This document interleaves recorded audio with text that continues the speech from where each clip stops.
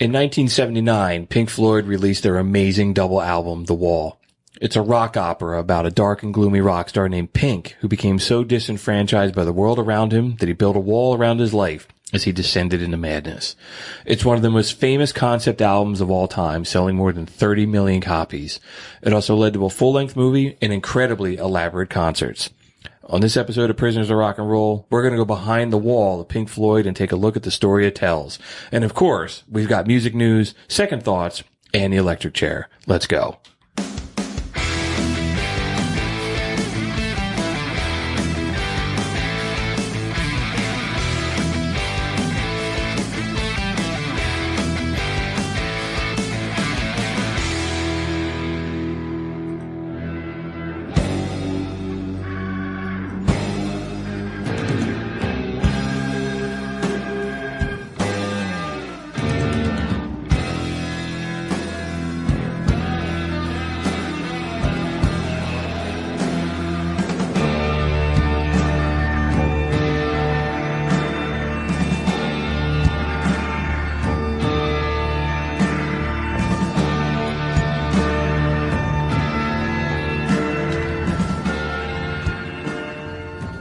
What's up, everybody? Welcome to Prisoners of Rock and Roll, episode number 30. Yeah! I am Bruce Kramer. I'm here tonight with Doug McCusker and Ryan McCusker. Welcome to the show, everybody. Are you rocking out there? All in all, we are just other bricks in the wall, but we are doing our best to entertain and educate you on music, so thank you so much for spending some time with us.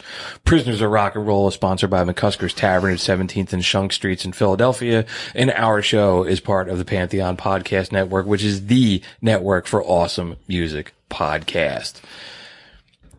Man, we never stop. We never cease to say we're going to tackle something incredibly difficult. I mean, I didn't think it was too difficult. I've been listening to this album my whole life. You were like, oh man, we need something quick because we're recording this a week after our last episode, and we normally record every 2 weeks. So we got some runway to do everything. We're like, let's do something easy. Let's do The Wall. Yeah, but it's not really that easy because like everybody's interpretation of this seems to be a little bit different on one way or another. I underestimated it. Totally. But like, you know, it was fun listening to The Wall a billion times. Yeah. I feel like I am Pink in the concert. So one of the websites I was reading and before we say this, man, let me just get this out of the way. I want to give a shout out to a guy, Brett Urich. He has a website called thewallanalysis.com. Great website. Yeah, I was looking at that this week. Yeah. And this guy was really helpful. Yeah. I was like, when we post this, I'll make sure I mention him on social media if he's on there and be like, dude, thank you. The guy wrote like a college thesis on every song of The Wall. It was a great resource. So I want It's to a beautiful website too. Yeah, it looked cool. The artwork was nice. Yeah. I want to make sure I give that guy a shout out, but I think it was his website or it might have been somebody else that they said like The Wall to some people, like to the music nerds, it's like reading like Lord of the Rings. Sure. Like is that level of like nuance. I always felt like I'm back in college being like English major because it's like all this stuff to interpret and stuff like that. There's a lot of things that, you know, The Wall, like I was talking to my father. He was like, he thought it was just all about like World War II and the Berlin Wall. I'm like, it does have overtones of World War II. But I had to explain to him, he was like, no, it's a metaphor for building a wall emotionally around you. And it's just like with this episode, you know, so many people like said like, oh, this is up on the level of like these are like the Lord of the Rings. You got to get this pretty right, like down, like through, like I'm sorry, you got to get this right because comic book guy's going to come out and like blow us out of the water. I was thinking about that today, so we're just going to do our best job we can to tell the story of Pink and his breakdown. You know, that's basically what the album is about. At the beginning, the couple notes I have at the beginning before we even dive into this was saying like, I mean, when you hear the term concept album, this is one of the ones that come to people's mind. Sure. It's like this and maybe Tommy from The Who. But this is like I feel like this is the more famous one out of those two. I think so too. Yeah. I mean, Tommy's really famous, but I don't. But it didn't hold the test of time though. No. This is still, The Wall still stands the test of time. And this is like I don't want to sound like a snob, but this is kind of like an intellectual thing, right? It's like they don't come out and say, "Oh, plays a mean pinball." Right. I wrote in my notes like this is second level thinking of rock and roll to kind of dive into this a little bit. When you got to think about like where Roger Waters coming through, this is his brainchild. You know, it was his whole thing. Ultimately, this pushed the band so hard at the end of everything, at the end of the tour, everything, it broke them up, basically. Yeah, Roger Waters left the band. Yeah, and they didn't really communicate during this tour. Like, I read an article where all their campers were in a circle, but all their doors were facing away from each other. So they would have to see each other, you know, like, it was crazy. Yeah. I mean, it's to tell a story, The Wall, is one thing, but then to do it live, that was like a whole other production for them what to do. I mean, it was an amazing thing. And they toured, that tour was a long time. They toured for that for a good few years, even before the movie came out. Like, it was like a 3-year tour or something like that. Before they finally, I have to remember to ask you, Doug, I'll ask you now because I'm going to forget. You've said repeatedly that you don't like mixing your visuals with your music. No. What do you think with this one though? Well, this is my definition of that statement. Like, this is what comes to mind. Now, I never really enjoyed the movie that much. Maybe it was over my head, but I think I came to the conclusion that, Roger Waters was only he only wrote the screenplay for this movie. He had nothing to do with production. He wasn't a producer or anything. Like, he didn't star in it. And I forget the name of the director. I feel like an idiot. Like, I forget the name of the director. He did the guy did the Commitments movie also. And, they argued a lot, and ultimately, it's his idea of what he's talking about. It's his vision of what The Wall is. It's not necessarily what Roger Waters is. It was like Roger Waters was such a pain in the ass on. He's a pompous. Yeah, he's pompous. Well, yeah, but Bob Geldorf, is that who you're thinking of? No. The guy, the director of the movie. Alan Parker? Yeah. This isn't what I think of when I listen to The Wall. The visuals get in the way of what I think it is. But how about when we went and saw it? That's what I think of it. Like Roger Waters did a tour a few years ago, and it was a theatrical. It should have been a play. It could have been on Broadway, really. The one, we saw him twice. We saw him one time. It was inside at the Wells Fargo Center, and that was amazing on a smaller level. Yes. But then that summer he came back and he played Citizens Bank Ballpark, and that was on a huge production. Yeah, it was too big. Yeah, I saw that. That was amazing. But it was like a huge production. It took away from it. And I remember us talking, it was a lot better. It was more intimate inside a hockey arena than a huge baseball stadium. It's too big. Like, you see the plane come inside the Wells Fargo Center, and it's huge. And you're sitting in Citizens Bank Park, and you see a flyer. It looks like a little toy coming in. It's like, I had two comments. I saw that too. I saw Roger Waters at Citizens Bank Park, and I had two thoughts for that. One was, 2 days before that, we went and saw Soundgarden. Ryan, you and I. Oh, right on. Up at, down at Penn's Landing in Philadelphia. And that was just 4 or 5 dudes on the stage was like a concrete slab. Yeah. And it was just rock and roll, and there was no effects. And then going to Roger Waters, it was a completely different, and it was like Soundgarden's reunion tour. It was just punching you in the face with rock and roll. And then you go to this elaborate stage show. And I always loved that dichotomy. Mm-hmm. And the other thing was I was sitting way up in the upper deck at Citizens Bank Park. And that's where the Philadelphia Phillies play. And they had Roger Waters, there were banks of speakers up in the upper deck. And there was some dude sitting next to me who was, he was the speaker was behind his head and he was passed out. And it was he was almost vibrating from the amount of sound coming out. And he was so messed up that he was out cold. Well, that's the thing about going to see Pink Floyd or Roger Waters. It's they don't have an opening band. Yeah. So you go out there and they don't hit until 8 o'clock or until the sun goes down. So everybody's drinking and partying. So that by the time the show starts, Pink Floyd comes on, dudes are passed out. You know, looks like it's not like going to the Dead and having the same thing because they don't have any opening bands either. No, but at least they go on at fucking 7 o'clock. Yeah. You don't have to wait around at 8:30 to go on. Yeah. Yeah. All right. So I think the way we're going to tackle this is we're going to walk through. And you know what? I want to back up for 1 second and talk something about too is the listening experience of this album was, we all listened to it several times in the last couple of days.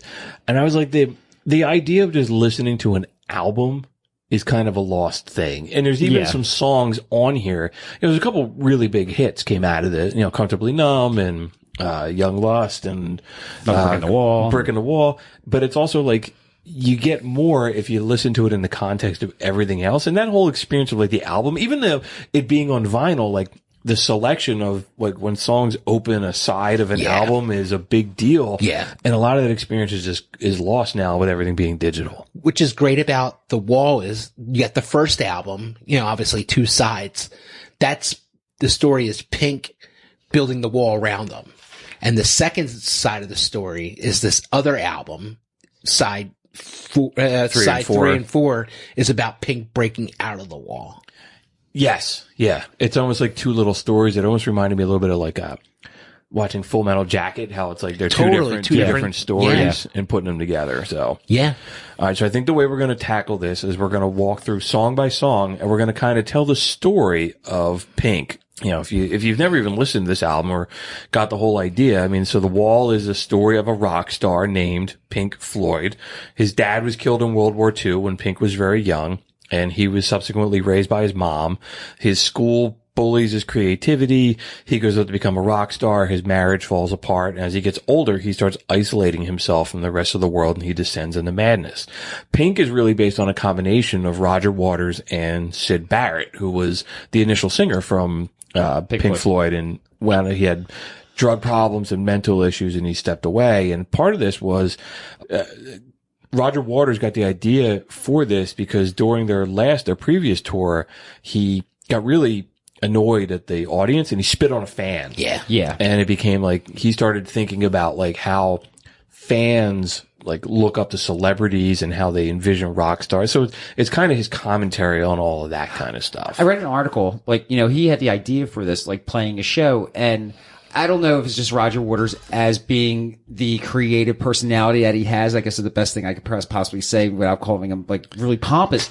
But he would get really annoyed at a show because people are kind of like rocking out and not like really paying attention to what he's actually has to say in his music. And that kind of like affected. He's like, I wish I could build a wall in front of me and the crowd because like they're not getting it. Yeah, no, that's exactly right. No, yeah. Let's dive into the album, guys. All right, man. So the first song, In the Flesh. We played a little bit of the beginning of our intro. There's a great example that could show off this record. Yeah, so In the Flesh, so let's talk about this for a couple seconds real quick. So when Pink Floyd toured behind the album Animals in 77, it was called the In the Flesh Tour. Mm. And this song it's not in the flesh, it's in the flesh. It's a question. There's a question mark at the end of it. And this is where we really meet Pink as an adult. So he's not, this story walks through his entire life, but he's older now and it has a line in it. If you want to find out what's behind these cold eyes, you'll just have to claw your way through the disguise. So he's here. I had the analogy that if this album was the Bible, this is the let there be light moment. Just the way it opens. Totally. Like we played it when we came out of the intro, and the Bible analogy I got from another website. I didn't come up with that on my own. I read that also. Yeah. But it does end. The end of the song has the crying of a baby, and that's Pink being born. So he's here, and now we're going back to the beginning. But I think there's another example of maybe like a minute and a half into this. It's a great example of this song that we want to play and talk about a little bit. Let me play that. Tell me, is something eluding you, sunshine? Is this not what you expected to see? If you wanna find out what's behind these cold eyes, you'll just have to claw your way through this disguise. So we're listening to this with our headphones on, and Doug, you just mentioned as you're playing, you're like, dude, can you turn that up? I really need to get the full experience. And there's like the drum beat, like really down in the mix is it's a heartbeat kind of sound. And I've never listened to it with like headphones on. Shame on me. I probably should have prepared for this. Totally something you would want to do. I mean, you just dive into it and find something new out of it. I must have listened to it on like headphones back in the day with like a CD Walkman or something, but I have never sat around and like listened to it in a headset that we're doing right now. Like a quality pair of headphones. No, I must have. Yeah, totally. Wow. I'm gonna have to go back and listen to this whole thing that way. Cause even listening to it now, like being 45 compared to when I was in high school listening to it, I just had a much different experience listening to it. Yeah. But the beginning of The Wall, Pink is out there. He sees him. He's like introducing himself. He's introducing himself to the listener of the album. He's like, basically, this is the beginning of the show. I'm going to tell you the story of my life. Yeah. But we listened to the beginning of that song before we start the episode. So I read something that Roger Waters wanted the song to parody mindless stadium rock. He said in Rolling Stone magazine in 2010, we needed the beginning. So he wanted something really stupid sounding. And then later in life, he really became to enjoy it. So the beginning of that was something that he was like kind of mocking. Oh, he's totally mocking being a rock star. Yeah. Oh, yeah. He's like, welcome to the show, basically. He's talking in first person. Yeah. But that whole, it's famous. Like, it's a beautiful piece of music, but originally it was like, he considered not like slop, basically. Oh, interesting. Yeah. All right, let's keep on rolling. So the next song it goes into the thin ice, and the thin ice is really, that's an analogy for England after World War II. You know, the society is still on thin ice. Pink emotionally can fall through the thin ice. He's on thin ice as a young man. And this song is interesting in that at the beginning of it, it really has a sound like it sounds like a lullaby. I mean, Pink is born, and then it gets much more aggressive a little bit later. So I think we're gonna play let's play a little bit. We got 2 segments. We'll play this. We'll play the initial part so you get a feel for the kind of lullaby vibe. Here you go.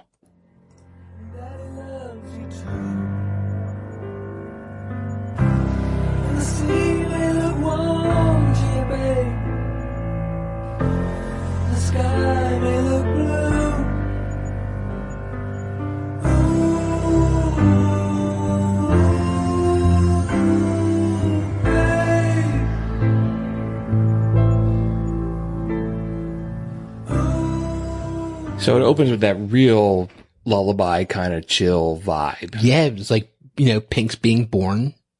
He's bringing to the new life. As much as, preparing for the show, I wanted to sound as intelligent as possible to, try to explain what I think these songs are about, but I get lost in the beauty in these songs. I just turn everything off, and I don't want to think what the song's about, because this is like one of my favorite songs on the album. It puts me at peace. This song is one of the best songs on the album. Yeah. But the paradox or the dichotomy of how that is open, then it goes into something like this. Here's another 30 seconds from a little later in the song.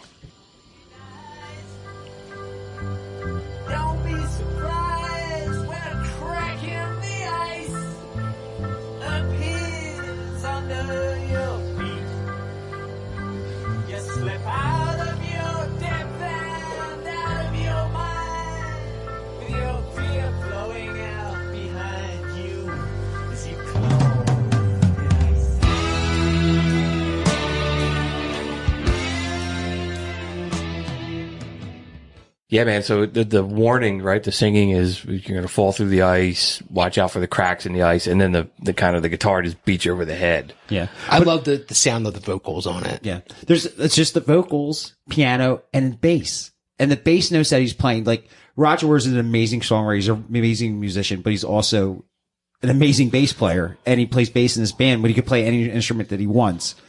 But it's not very complicated, but it's not simple. What he's playing, it's perfect. Coming from bass players, mind. Okay, well, back in the story, Pink is describing walking on thin ice.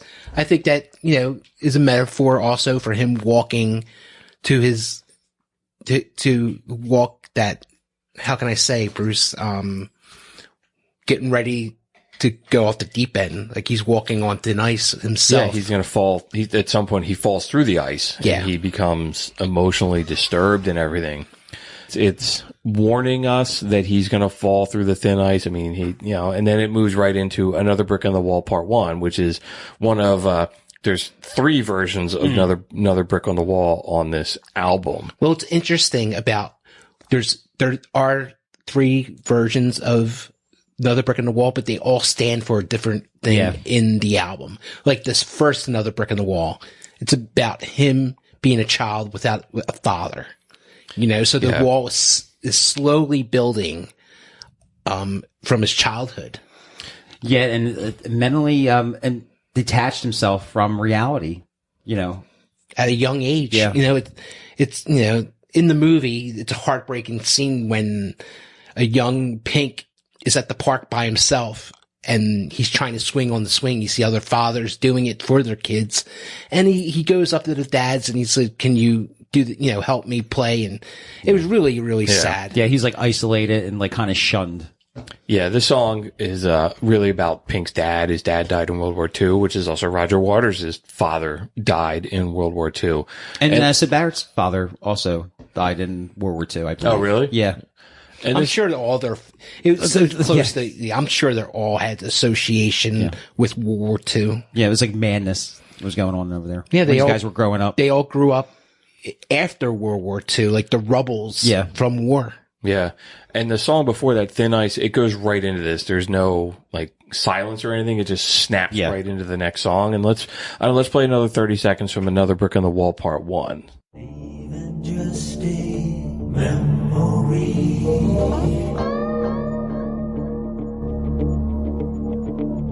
A snapshot in the family album.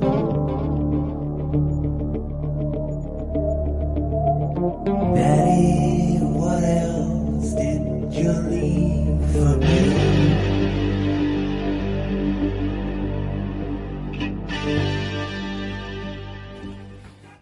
It's real delicate, you know, it's real simple, little notes here and there with the echo on it, almost real innocent as a child. Delicate is a great way to describe this, because even as we were just playing that clip, I was trying to think, like, what is it about their music that, because you hear a Pink Floyd song, you know it's a Pink Floyd song. Sure. And delicate is a really, really good way to describe it. It's the notes that you're not playing. Yeah. And that's David Gilmour. That's why such a great way to play the guitar. That's why I put him on like one of my top guitar players from that episode that we did. He's just, like you said, simple is better. But, this is like, that being said, like, I know this album, this is Roger Waters' baby. How much did the band actually have to do with writing besides, did they have much like influence over the development? Yeah, the development of the songs? Had a lot. David Gilmour did a lot on this album. David Gilmour said that Roger Waters is a great lyricist, but as a songwriter, he's Okay. So he kind of needed him. He knew that he needed him to finish this album. Yeah. It was such a lot of pressure. But Roger Waters did do most of the heavy lifting on this. Yeah, sure. Right? Like he did the framing. Maybe David Gilmour. Yeah, David Gilmour maybe like the finished carpenter. He like held his hand through it. Yeah. He's the guy behind the curtain, basically. Yeah. And that song that we just played too, it has that iconic Another Brick in the Wall, guitar riff that you hear, just through the other versions. And then the album just keeps on rolling. The next song it goes into is The Happiest Days of Our Lives, which is, the title is sarcastic, right? Because the childhood is supposed to be the happiest time of your life. Right. And it's so sarcastic. Yeah. And Pink he doesn't have a father. And this is where we start learning about his, his school teachers. Yeah. And, the teachers do everything they can to stifle the kids' creativity.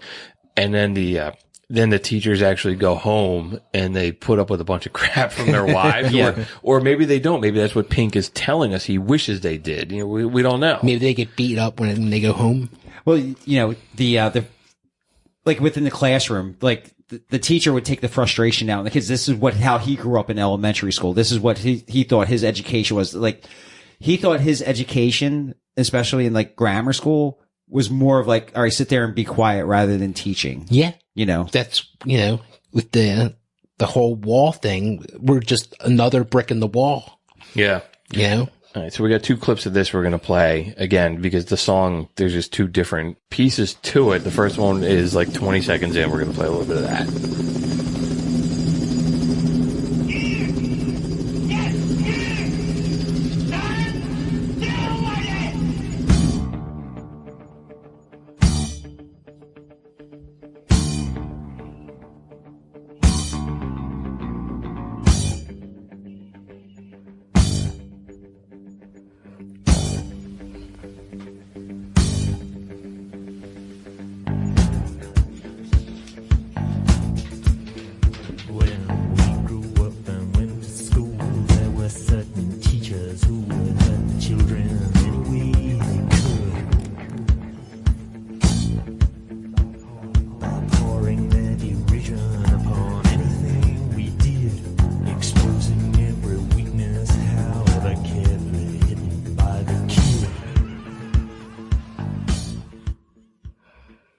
No, I Hopefully think Roger Waters didn't sue us. We just played a minute and 20. I wanted to show the helicopter part of it and the lights, and you hear, the school teacher, it's like basically like singling out singling out Pink out of all the kids in the school and embarrassing him in front of everybody. It's an interesting like military analogy, kind of, right? Like, or the searchlight, the police helicopter or something like that. But that's like the world, I guess, that the teachers, like the older generation, was coming out of. Well, they wanted to scare the shit out of you. That was like their whole thing. They didn't have to scare the shit out of you. Like, this is what reality was, I guess.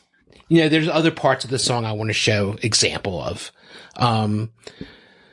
A minute and 32 seconds into it, you could play it. Okay. Yeah, sure.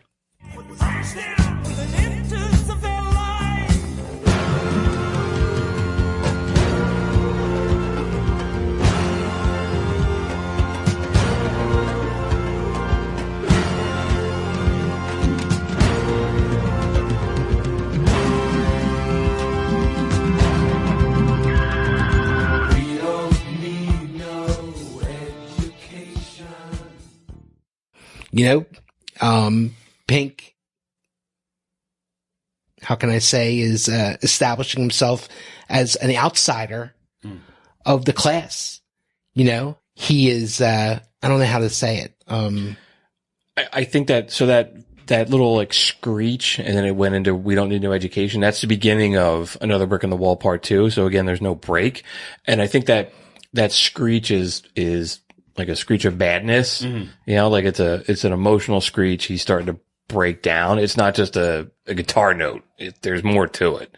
I mean, shit, there's probably more to every single note that's on this album. But like, what I like when they play this song on the radio is usually, I wonder how many people out there don't realize that there are two different songs, that song and then leading into Brick in the Wall Part 2. I think people think that this is all Brick in the Wall Part 2. If you hear it, I think people so too. who aren't, Well, that's what I'm trying to single out different parts of the song. So maybe we can explain what's going on. Mm-hmm. Can you go to 345? Yeah, sure.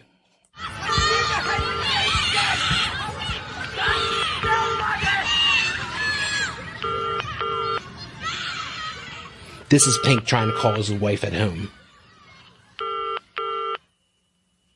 Is this still like Another Brick in the Wall? Mm-hmm. Yeah, it's the last couple of seconds. Yeah, so that the phone thing comes up a couple times in this album, and I had never really put together what all that meant. There's a couple little interludes where you hear like the phone. If you hear this on the radio, like you don't quite make out what's going on. Mm-hmm. And it took me to like be this age and really listen to the whole album and be like, what are those conversations going on? You're right. So it fast forward a little bit, and Pink is trying to call home to talk to his wife because he's out like on the road. Yeah. And then that comes up a couple of different times in the album. Mm-hmm. And I'm just too stupid. And I never really was like, oh, what is that? I thought it was just part of the song. No, it's hard. That's why you have to sit down and listen to it. And this website was really helpful to really understand what was going on. Yeah. And like I said, it circles back a couple times, that concept of Pink trying to call home and get a hold of his wife while he's out on the road as a rock and roll star. Yeah. So now he's frustrated. The wife's not answering the phone. So he keeps adding to his wall. And that goes into the next part, Another Brick in the Wall Part 2. And that's, Pink is in school, and the teachers and the school administrators just want him to obey. And that's the classic. We don't need no education. We don't need no thought control. It's probably one of Pink Floyd's most famous songs. Yeah. That line. Or one of the most famous lines in their whole career. Yeah. Yeah. It's just a famous piece of rock and roll. Yeah. If you just say that line to somebody, they're like, oh, I said it to my father. And he was like, oh, I do know that. Yeah. Yeah. Even if you're not a Pink Floyd fan, you know that line and the sarcasm or the joke of it, that it's, it's not proper grammar. We don't need no education and stuff like that, which is really saying that they do need education because they can't speak properly. So would this be the beginning of the rebellion against the establishment? Yeah. Yeah, I think so. And even in the movie, the teacher catches him like writing a book of poetry, and he's like, the poetry. And then he goes back to like, we're going to go back to figuring out the area of a rectangle or some other geometry. No room for creativity in this world. Yeah. Yeah, so Pink is struggling with no creativity, and he doesn't have a father figure, and the teachers are, even in the movie, the teachers are paddling him and spanking him and stuff like that.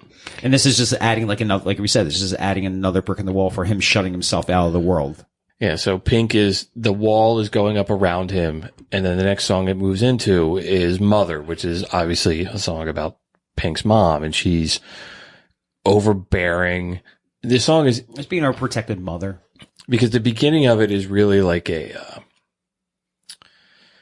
he's very childlike. Like he's saying, like, Mother, should I run for president? Mother, should I trust the government? Do you think they'll like this song? You know, it's like, it's very like, you know, Mommy, should I be president? You know, it's like, he's very...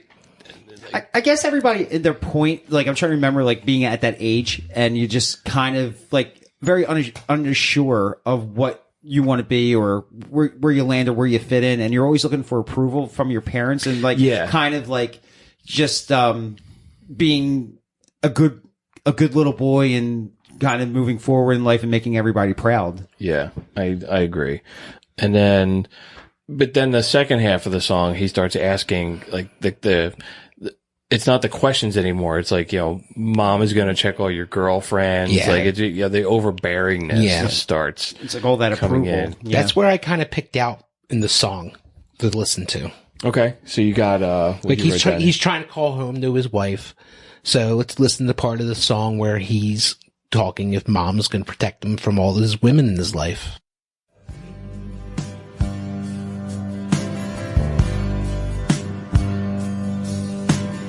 Mother, do you think she's dangerous?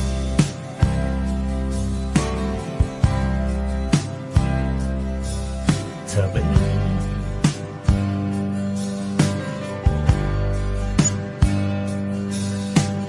Mother, will she tear your little boy apart?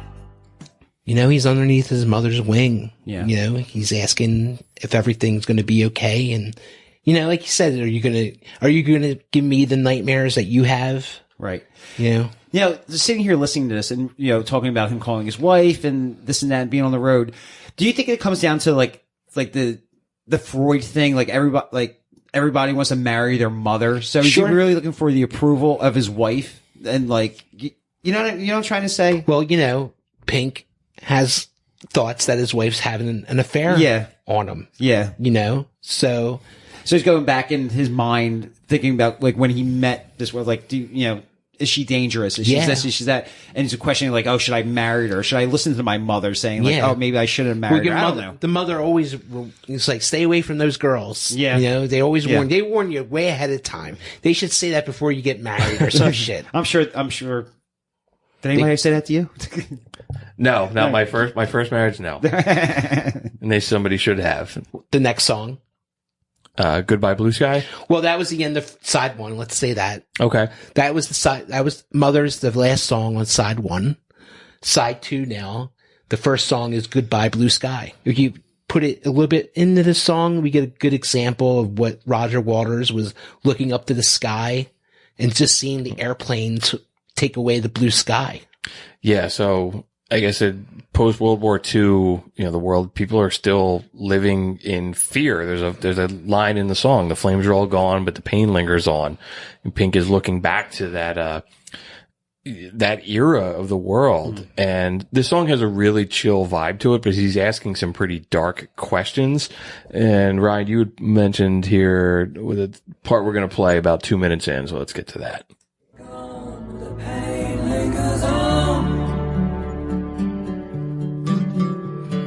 Goodbye, blue sky.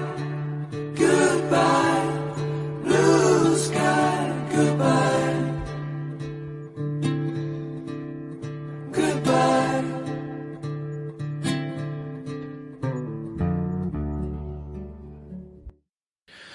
In the beginning of the song, you hear a little child say, look, daddy, or look, mommy, look at the plane in the sky. And it's Roger Waters' kid. Oh, really? Oh, is it really? Yeah, it's Roger Waters' son. But I think, my interpretation of the song is basically Pink remembering his childhood and then getting ready to set off into the rest of his life. Yeah, it could like be. he's like kind of reminiscing, you know, he's kind of like getting like kind of like letting this go, remembering his childhood and get, okay, well, now I'm going to move on to the second part of my life. Well, I think a big part of his childhood was growing up in the rubble. After World War II. Like he's going to try to leave that all behind. Yeah. But I also think the stuttering, like, did you see, Yeah, like, that's not, I don't think that's like something to feel like a, Yeah, it wasn't a musical thing. It right, was it's more not of a measure. It's like he's a fearful stutter kind of thing. Yeah, right. He's going back to he's saying, like, did you see the frightened ones? Did you hear the falling bombs? I think he's legitimately afraid of like what the world had. Yeah, maybe it's just like post-traumatic stress. Yeah. You know, as a child, he was through so much war and so much stuff, you know, maybe he was totally scarred by and having this post-traumatic stress from the war. And that's why I think he was saying goodbye blue sky. Like he's letting go of that, like that fear. Sure. You know, that was a good point though, Bruce. That's good when you brought that up. There you go. All right. So then the song, what do we got next? Empty Spaces. Empty Spaces. So that is, you know, Pink clearly has a lot of empty space in his life. He's not allowed to be creative in school. He doesn't have a dad. You know, there's just a lot of, emptiness in his life that he winds up filling with that rock star lifestyle and then building the wall around him. Yeah, and he's also adding to the wall still, to the empty spaces to the wall. He's filling in them with other memories. Yeah. All right. So let's play a little bit of that too. So I get a sample of kind of what's going on in this part of the song. Complete the wall. I'm just a newborn,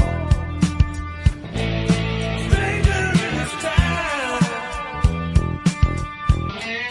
Where are the good times? Who's gonna show this stranger around? You know, he's empty spaces and he's going to fill those spaces with women. Yeah. So that just moved right into Young Lust. And again, this is there's the transition from one song to another. There's no break. There's no silence. It just goes right into the next song. And yeah, the last 20 seconds of that we just played was the first 20 seconds of Young Lust. And Pink is now, he's a rock star and he's living that rock star life of sex, drugs, and rock and roll. I put in my notes, Doug, when you mentioned that, Roger Waters was trying to make fun of like guitar driven music, that this song as well. And I was going to say that, like, I'm out of this whole album. I don't, like, again, I don't know anything about anything, but I don't feel like that this song fits the vibe of this album. And it's kind of like, I always thought this song was a little silly. This is not my favorite song that Pink Floyd ever did because it's not very Pink Floyd-ish. I guess it sounds a little stupid. Because they're making fun of that big, like, the sex, drugs, driven.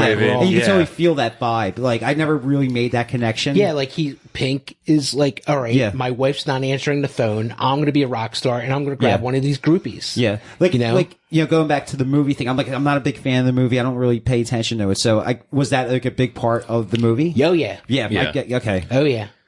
So there's a setting there on purpose then. Yeah. Okay. There's another example of the song, Bruce. Can we play it? Yeah, here we go. This is about 2 minutes and 50 seconds in.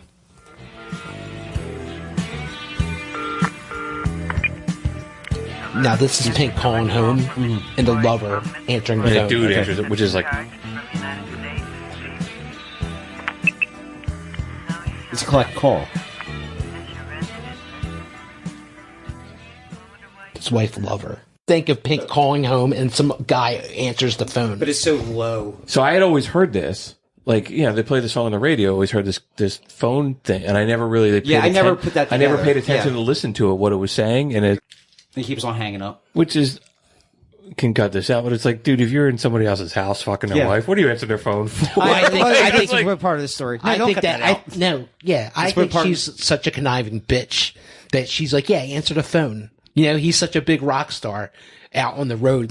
I'm home, whatever. And Right. you know. Yeah, so it's Like, I never put that together. Oh, this is Mr. Floyd calling. Mrs. Floyd. Mr. Floyd calling Mrs. Floyd. Yeah, I never really put that Yeah, together. because you hear like the British voice goes, hello, and it's like, He's you like, know, oh, and then he automatically hangs up. Yeah. Then it calls back. Yeah. yeah, and he, same thing. He says hello and then hangs Why does up. he answer it twice? I don't know, man. I don't get that. That's what's happening. Pink is calling home and some other dude is answering the phone. If you always listen to those songs and wondering what the hell was going on with those telephone calls, that's what it is. Well, Roger's married more than one time. He's married 4 times in his life, so I'm sure this happened to him because he's never home. He's probably never home. He's like just touring and.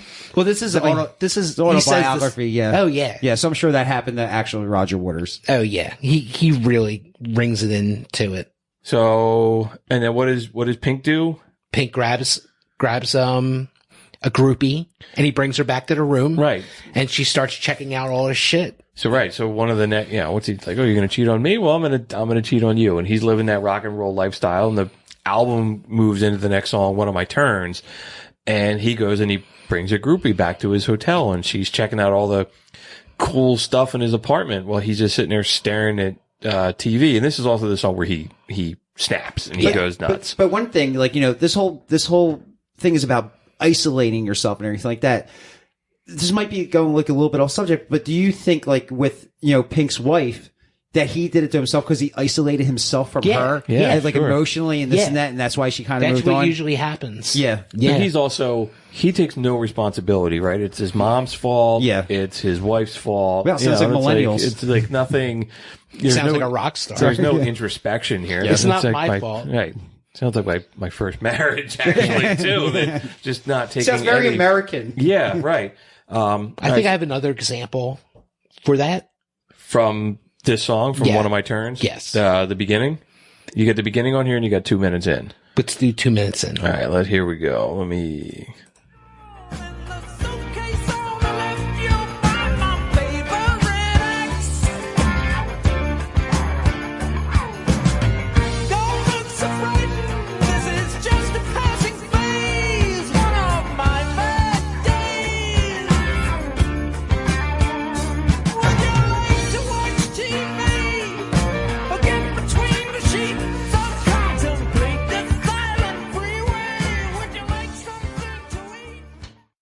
Pink's trashing his hotel room now. Yeah.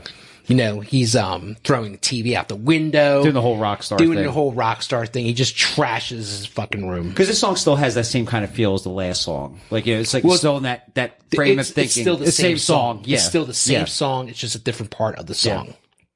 Forgive me, everybody out there. It's really hard to navigate through this album because everything's kind of mushed together. Yeah, the songs all run. Right. There's no division between some of the songs. They just run together. Yeah.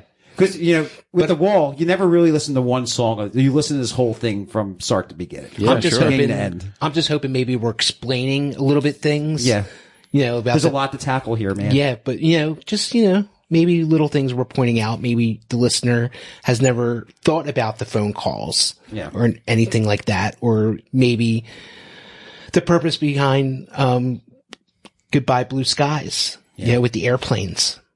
Yeah. This really... We should have broken this up into two episodes. This is going to be 3 hours. We're going to be here. But, all right. So, so One of My Turns, again, moves right into Don't Leave Me Alone. And that's a song that Pink, he misses his wife, but he also says he wishes he could beat the shit out of her. So he's going through all those, the stages of grief almost. Like, well, let me look up the exact line here. Yeah. The first verse is like, don't say it's the end of the road. Remember the flowers I sent. I need you, babe, to put you through the shredder in front of all my friends. So he's like, he misses her. He says, how could you go when you know how I need you to beat you to a pulp on a Saturday night? So he's like, emotions are all over the place. Can you leave me? And blah, blah, blah. He's delusional. Yeah, he's becoming completely unhinged. We'll play a little bit of this song too. Here you go. Don't leave me now.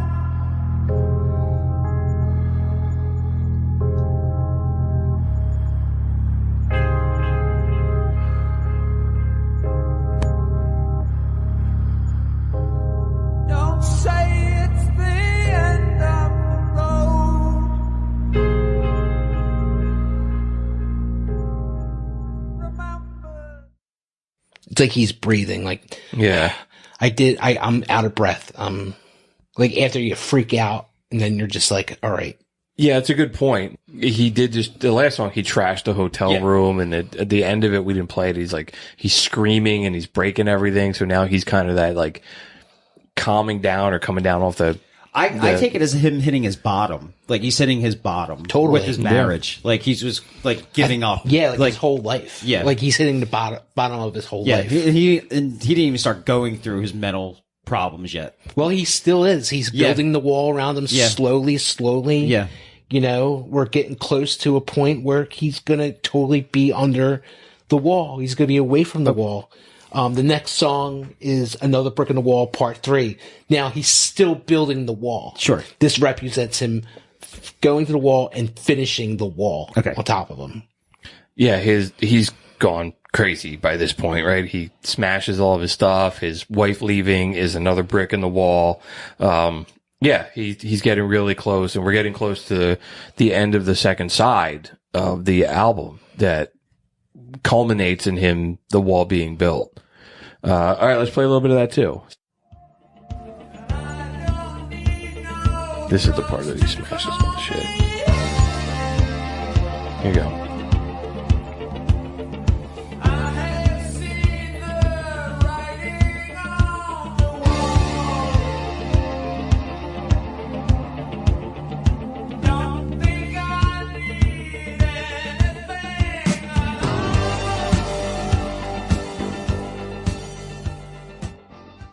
Like, I don't need anything. I got, I finally built this wall in front of me. Nobody can hurt me. It's that same riff, but it's like, it's faster. It's different. Yeah, it's like angrier or more intense. That's the thing about these 3 bricks in the wall. Each one is different.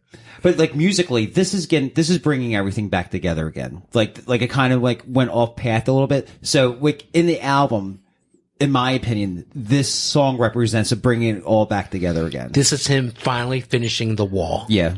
This is him finishing the wall, and his mental state is gone. Everything is gone. He's shut down.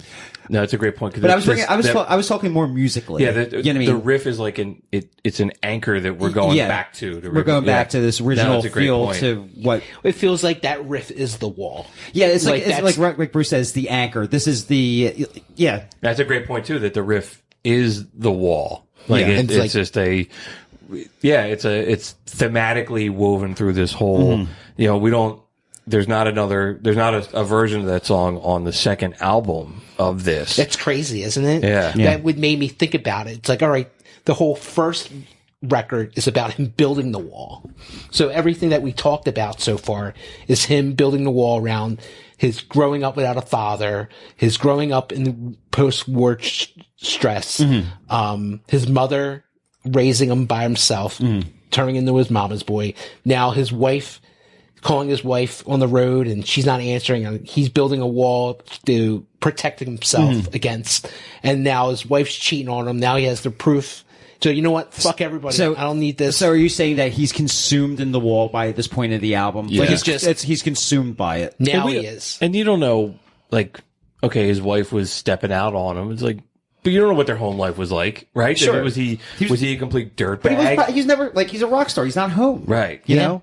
I'm sure the love was on the rocks. That's all those rock stars' wives and shit. Right. But the last song is now he's totally behind the wall. He's totally emotionally cut off from the world. From everything. Yeah. It's called Goodbye Cruel World. But going in from a listener's side of this, it's a real drag. Did you ever sit in a bar and have somebody play The Wall in the jukebox and everything cuts out in certain parts? Like, I always say, like, you can't really play The Wall in the bar, But it's like, you don't understand, like, because everything bleeds into each other. Yeah, this isn't like a background, like you're doing other crap around the house. Like, this is something like you almost got to be intentional in listening to it. Much like, if I want to read some magazine I get in the mail, I can do it when I'm kind of like half paying attention. I'm half asleep, but then there's certain things I read that I'm like, I really got to be paying attention. Or much like, I don't know, a movie. You got to, there's certain movies like just mindless crap you're watching, and you're just doing other shit. And there's other stuff like, dude, I got to pay attention to this because it's pretty intense. And that's how I kind of approached this week. And I always paid attention to it, but that's how I approached it this week. Like, you really had to pay attention to this. Yeah. It's like your experience if you listen to it casually versus like, all right, I'm going to really, really pay attention is a very different experience. Even It's kind of exhausting. it is, Like, you know? and the experience of even listening to it with the headphones on, and you hear all the little nuances of the songs and how the stuff comes back together. It's incredibly complicated. Yes. It's very complex. I think everything Pink Floyd does is complex. I agree. On purpose. Nothing they do is like simple. Yeah. Did we play any? No, we that last one? didn't No. play the clip of that. No. So, all right, here we go. Let me get to the point that Goodbye, cruel world. that you had written down. He's covered by the wall. He's saying goodbye to everybody. And it's not. This isn't him committing suicide. See, that's a which you point I may wanted think. to break up. I was going to ask you guys a question. Do you think this particular song is about suicide, or does he finally lose his mind? He finally loses his mind. Yeah, I think he's behind That's the wall and our saying goodbye to interpretation like, of it, yeah. All right, here, 30 seconds of it. Goodbye, goodbye, goodbye.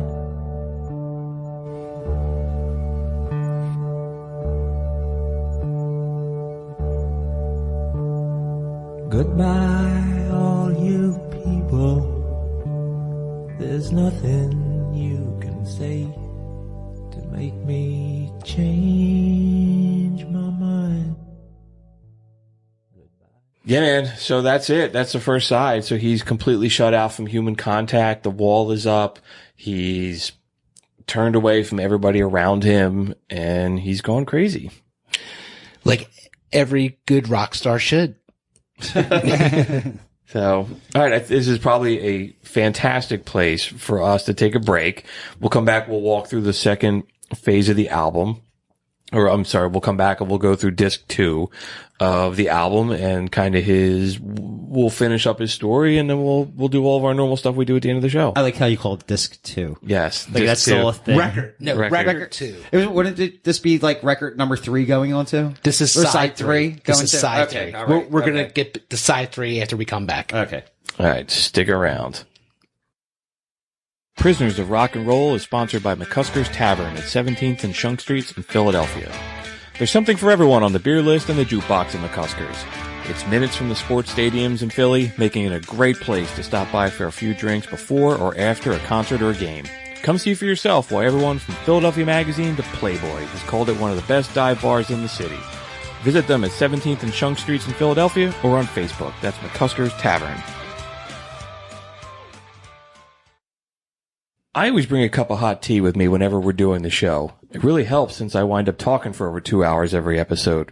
A few weeks ago, I stopped using those tea bags that you buy in the supermarket for Tiesta tea, and man, what a difference.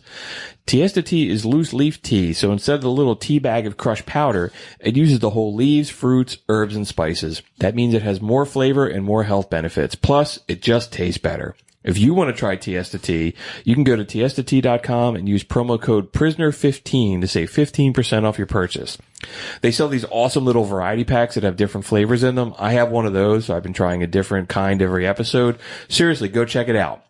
That's tiestatea.com and promo code PRISONER15. Tiesta tea, once you go loose, you'll never go bagged.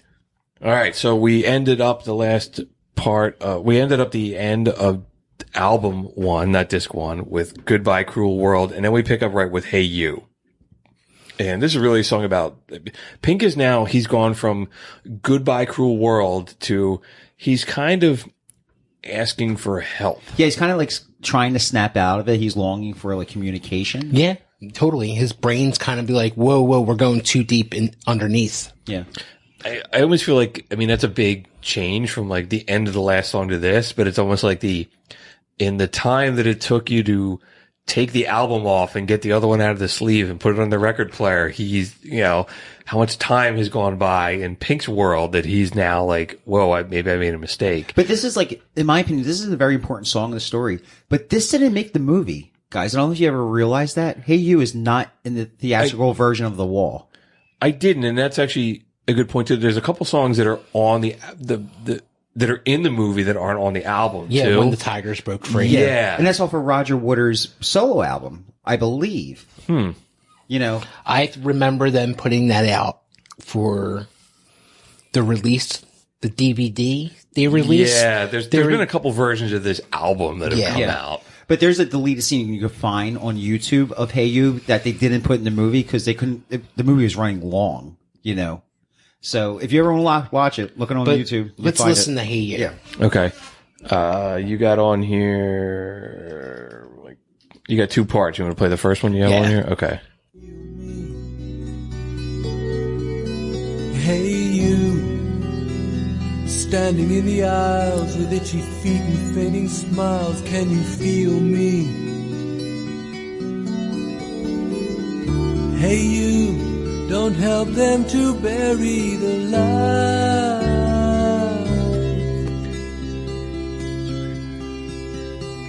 Don't give in without a fight. That's exactly what it said.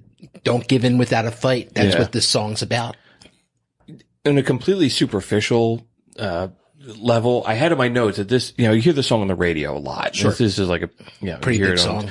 Yeah, it was a big song, but when you listen to it independent of the album, it's lost all context. Absolutely. Right? Like you don't get it. And even as we're just playing this, so I'm sitting behind the laptop and I've got all this open on Spotify and I'm playing all the songs, and this song has been played 172 million times on Spotify, but it was like, it's way more than all these other songs. Like some of the, 30 million, 27 million, and it's like 171. So it's like, people, it's this, Comfortably Numb's got like 374 million songs. Another Brick in the Wall's got 534 million, and everything else is like way, way, way, way lower. And it's like, but you're missing that. Again, listening to the whole thing from beginning to front, it's just a completely different experience. And that was like, music now is like that. Sure. Right? Music was like, when it started, it was all about like the hot single. And then in the 70s, it was all about the album. And I'm sorry, I know we're going off track of the story, but it's like, music just isn't like this. You don't experience music like this anymore. Like you just listen to an album and listen to a whole story. Because music lost its identity. And this thing is just identity of the whole album. Like you have to listen to it all together. And I'm going on a sidetrack, but it's like, I can't think of a more, like a recent concept album. I think the thing, I didn't like it, but the Black Parade by Chemical Romance. Okay. That was a concept album. That's a great album. I love that album. I don't even know that one. The most recent one I could think of was Operation Mindcrime by Queensryche, which is one of my still favorites. like That's great. 40 years ago. It's one of my favorite. All right. I'm sorry. It's a music show, man. So, all right, man. So, yeah. And Hey You, it's a great song. And it's one of those, if you're a casual Pink Floyd fan, that you listen to. But the fact that the next song goes down to there's only 32 million people listen to on Spotify just makes me think that they're listening to this song and they're listening to Hey You and they're bailing out. They're not going through the whole Pink Floyd experience. But I think this song is pretty important to the story of the Wall. Is there anybody out there? So he's acknowledging that he's underneath the wall. He's trying to break out. Does anybody hear him out there? He's trying to communicate with the outside world. And the song is it's just that line. Is there anybody out there? Over and over and over and over and over again. And he keeps saying it because he's questioning the repercussions of his actions. Is there anybody even in my life anymore? Because he pushed his wife away. But also it's interesting, like nobody answers him, right? He keeps saying it and there's nobody there to even listen to him. But let's play a little bit of that. So you wanted to play 29 seconds in. Is there anybody out there?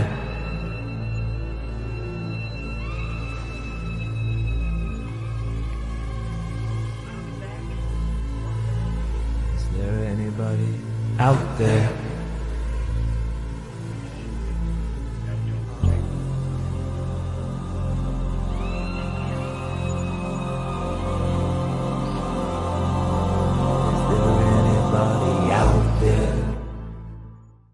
Yeah, like who listens to that song? No, You're right. not listening. Yeah. But, going to the live show before we start recording, I watched, Roger Waters' The Wall that was released in 2014, which is the concert that we all saw. And this is a huge part of that show. Like all the lights are down. It's just him. The wall's already built. He's just standing there by himself with a spotlight on him. And I think he might have the trench coat on, and he's saying to the crowd, is anybody out there?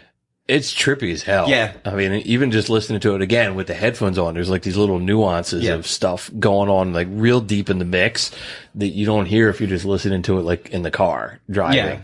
But again, this has to be listened with the rest of the album. Yeah, this is a Ryan. You said this one. We did the Springsteen episode. You're like, Nebraska's an album you put your headphones on like a stormy night and you just listen to. This is something definitely like one of them. Yeah, you just like you sit in a room by yourself with headphones on and you just have the experience. This is like you need that radio setup that like Henry Rollins has, like the $10,000 speakers, and just enjoy it. And I'm sure listening to it on vinyl is probably a different experience than listening to it great. on like it's amazing. Digital. It's amazing. I've been listening to it on my hi-fi. Hi-fi. We're sophisticated. We're socialites here at the Prisoners of Rock and Roll. All right, man. So is there anybody out there who moves into and Nobody Home? And, I really like this song. Okay. Yeah. All right. Let's play a little bit of it. Like 30 seconds in. When I'm a good dog, they sometimes throw me a bone. I got elastic bands keeping my shoes on. Got the swollen hand blues. I got 13 channels of shit on the TV to choose from. A couple things just popped in my head with that. He mentions like my hands are all swollen up, which is like in Comfortably Numb. Made his hands swelled up like two balloons. Yeah, like I'd never thought that before. He's also, I think this is the rock star from Young Lust is all, he's washed out now. He's kind of drugged out, washed up, but he's also singing about like stuff. You know, I've got my toiletries bag. Yeah, I think it's like he comes from nothing, you know, and now he's this rock star. It's like I got electric light. You know, he never had that growing up. But he also has nothing else in his life. There's no love. There's no friends. Yeah. You know, he's just got like material stuff. Which is people surround themselves by material shit. From my understanding, from what I read this week, this is like, you know, I got the elastic on my shoes. This is what Syd Barrett was doing when he was losing his mind. This is his nod to saying, okay, this is kind of like dropping little personal things about Syd Barrett that he was doing when he was losing his mind in the studio. And he would just like blank stares, and like there's a couple of references in that song that's a nod to Syd Barrett and his condition. Yeah, at some point we'll talk more about Pink Floyd in some other episode, and we'll talk about Syd Barrett a little bit, because that's another really tragic, crazy story about them.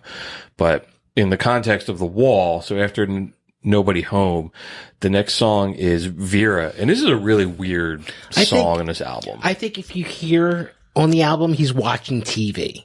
And he's watching a World War II movie. So he's still having flashbacks from the war, like to add more to his story. Vera is a singer named Vera Lynn, who wrote a song called We'll Meet Again. And the song was really designed about giving hope to people in England who wanted to see their loved ones when they came home from the war. So it's kind of circling back to all of that. And I'll play a little bit of it. So yeah, I'll play the beginning of it here, and then we'll talk a little bit more about it.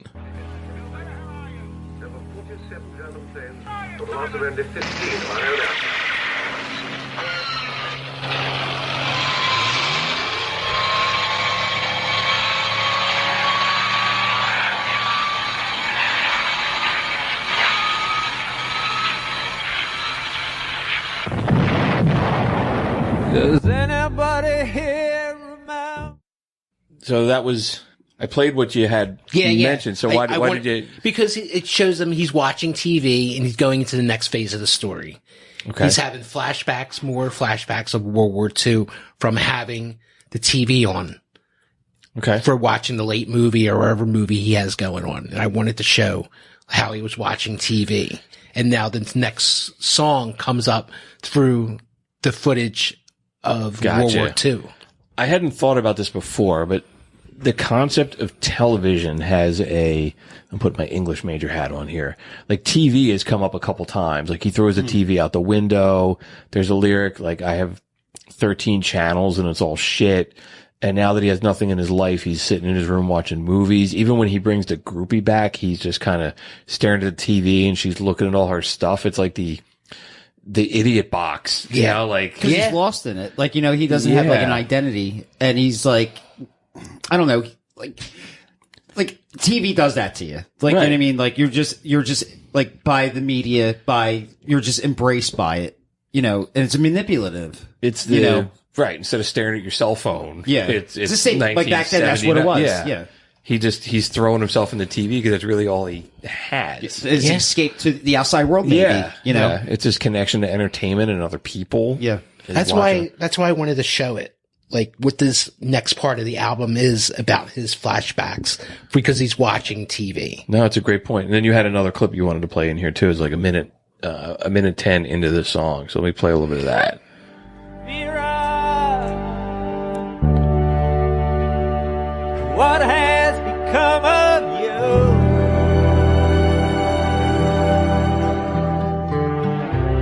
Does anybody else in here feel the way I do?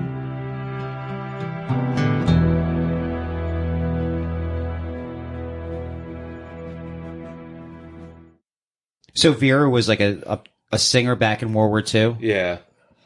At the end of the war. Yeah, it's a good point. So he's saying, Vera, what happened to you? Because if she sang a song about seeing your loved ones home from the war, and he's saying, what happened to you? Because there's no hope. He doesn't have that hope. Yeah, people were coming home from the war, and his dad never came home from the war. His dad never did. So it's like it's circling back, and but he's also like, he's not blaming her, but he's again like, what happened to you, Vera? Yeah, you know, like he's the innocence. Yeah, like do you think he found closure in it, like when he was young, like in the songs that No, she sang? maybe. I think it reminds him of when the troops were coming home at the train station, and they're all home.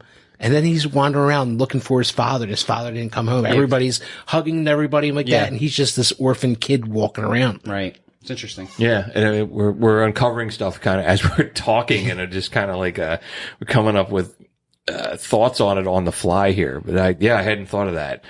I'm not a huge fan of this song. It's just kind of like, okay, it's just there. But I want to, this is what it's about. Yeah, it's important in the context of the story. I mean, every one of these songs is important in the context. There's certain things that I kind of like, all right, let's move on. But, I wonder if out there there's like a college course on the wall. There has to, yeah. Like, I think that there has to be. That dude that wrote that album, wrote that one website we talked about has got to be. Maybe I'll look into that before second thoughts for the next episode and figure it out. All right, man. So and then it rolls into Bring the Boys Back Home, which is an interesting title in the context of the Vera song talking about like hope of people coming home from the war. And the song starts with the sound of soldiers coming back from the war. And actually, we'll just play the beginning of it.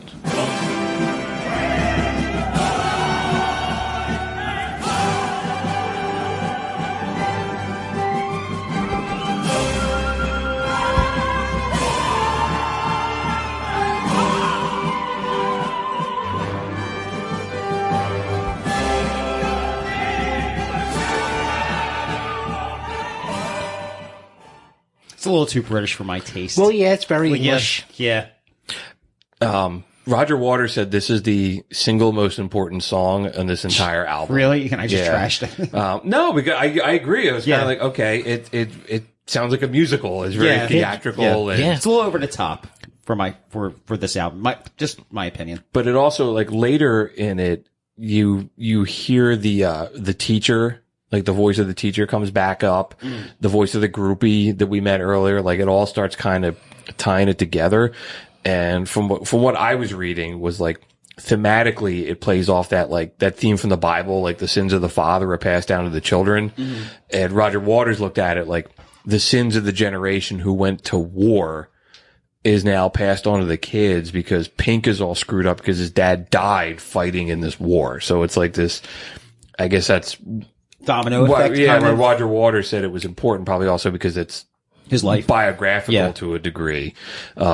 So he was dealing with all this other shit going on. I don't know. I'm making all this stuff up as I go. But if we go further into the song, there's another example, and it bleeds into the next song, which is Comfortably Numb. This is what's happening. He's in his hotel room, and you hear knocking on the door. It's his manager. He's knocking on the door. He's like, "Hello, anybody there? Hello." Let's play a little bit of that. All right, here we go.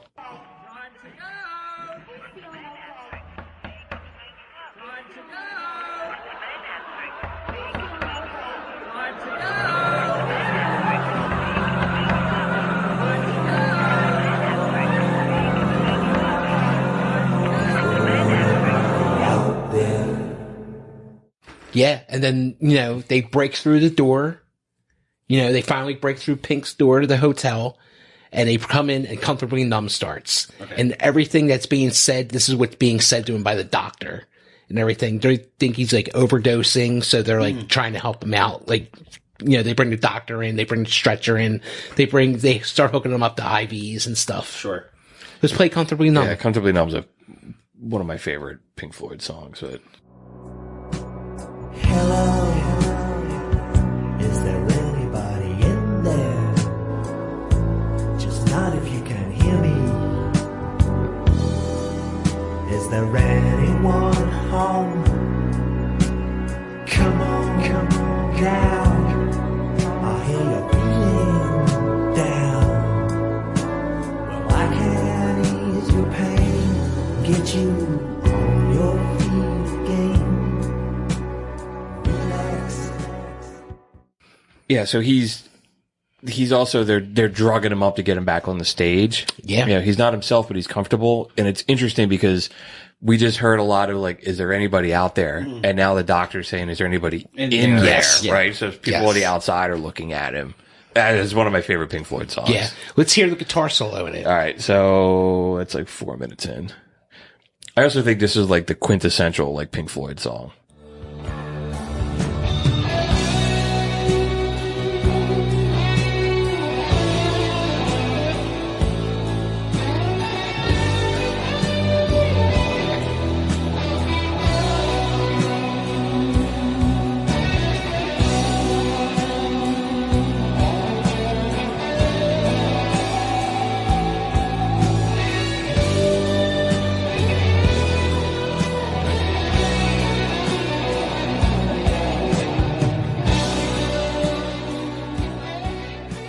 I think that's a great solo. It's a fantastic solo. And that, like when you were saying like David Gilmour is a great guitar player, that's what I think of. But did you guys ever hear the story about the song was written, kind of the idea was written in Philadelphia at the Spectrum? I did hear that. Yeah, he was like self-medicating himself after a show or whatever.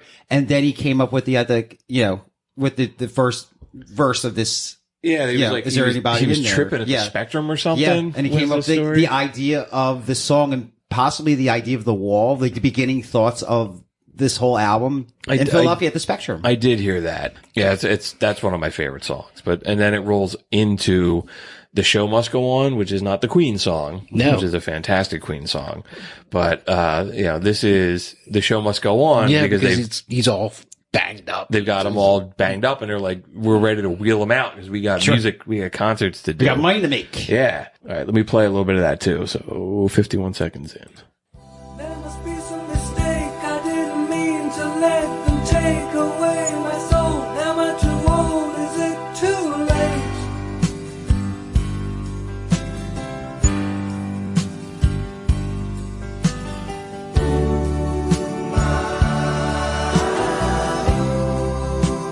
Where's the feeling gone?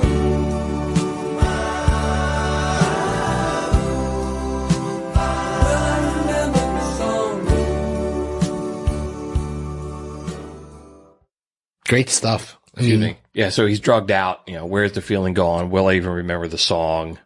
Yeah, like I'm going to go out there and, you know, and he goes out there. Even in that song, like again, like going back to previously we said, like, okay, like this fits the mood for where this period it's at. Like, you know, like the ooh, like kind of like, I don't necessarily want to call it doo-wop, the ooh-wop, like in the background. So it might fit that style of where his mind is at, like, cause the music changes a little bit. Yeah, he's like in La La Land. Yeah. But even musically wise in this album, for the feel for this album, you know, going back to that concept we were talking about earlier. Yeah, now they have him like the drugs that they want him on. Right. Yeah. Like, ooh, the show must go Yeah, on. it's a little happy. Yeah, that's You a know? great, yeah, It's right, all like, happy. oh, hey, man. Yeah. Like, yeah, that's that, ooh, that's a great point. Yeah. Like that doo-wop-y kind of sound to it. And then, then he's on stage. Yeah. And he's on stage and they play In the Flesh. And this is, if you've seen the movie, this one he's in the very World War II German looking outfit. This is like he steps up on stage. Now his show starts. The first time we heard it in the flesh, that was the story of the wall starting. Now he's going out on stage to perform for his concert. So the first song is in the flesh. Right. So he goes out there and he starts mocking the crowd. Yeah, he's introducing like the new version of him, and the beginning of the song, or the beginning of this album, the song, it was a question mark, in the flesh. In the flesh. This is in the flesh. It's a statement. It's not a question. So he's being like, okay, here. And this is when he starts like really, it becomes a commentary on people's like obsession with celebrities. You know, he doesn't really like trust his fans. He's like, we're going to find out who the true fans are and stuff like that. And even, I mean, if you've seen the movie, this is like, it's very visually, like, it's disturbing because he looks like he's wearing a Nazi. Yeah. This is when he shaves his eyebrows and all that? Yes. Yeah, right? Yeah. I think so. Yeah. He cut his nipples off. He did didn't cut something wild. No, he was he was shaving his chest. He was Okay. shaving all the hair off his body, and he clipped Nicked his himself. nipple. Oh, okay.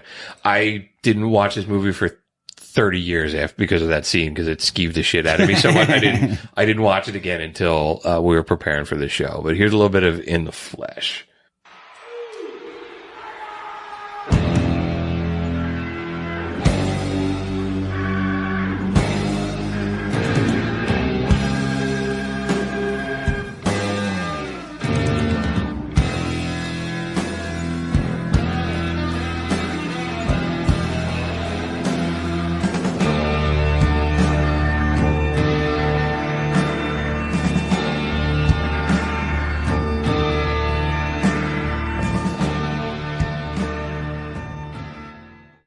You recognize that music from other, earlier in the album, that we've been introduced to.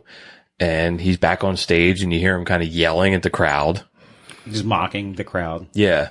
And then later in the song, he really starts calling out different people. And this is where like, it does get rather dark because he starts like, I think he says there's a Jew. There's a Jew, there's a queer, there's a coon. Yeah. There's like he goes after everybody. Yeah. Let's play a little bit of that too. And it was like, and Pink Floyd's never taken a lot of like, they never like, oh, they're racist and this and that, because they're clearly people understand it.